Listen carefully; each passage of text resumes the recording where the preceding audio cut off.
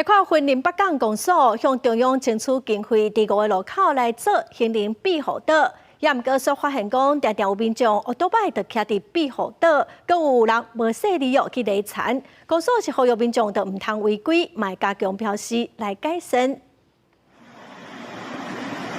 民众甲乌多摆徛去哩庇护岛，那像因为伤骨来累残，也阁有一个富人人，虽然是豆豆仔徛，毋过买落庇护岛的时，因为关价差15公分，一个无知来上车。老伙仔摊迄个，拢规只桥落啊，怎一竿落去？就摔过啊？就摔过，即讲坐只摔落啊。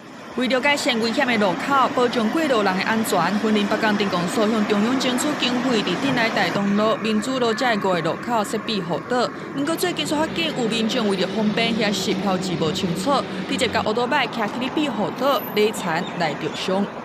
针对民众近日所提出的一些问题，我们公所已经有收到了。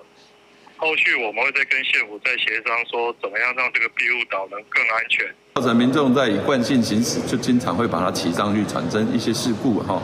这部分我个人建议，我们还可以用交通工程手段来处理哈，就是用那个反光标钮哈，标钮那个10公分的反光标志标钮哈去设置，让它很明显可以看到。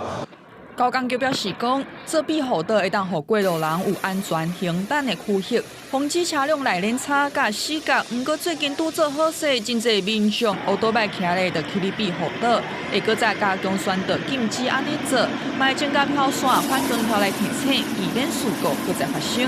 记者云林报道。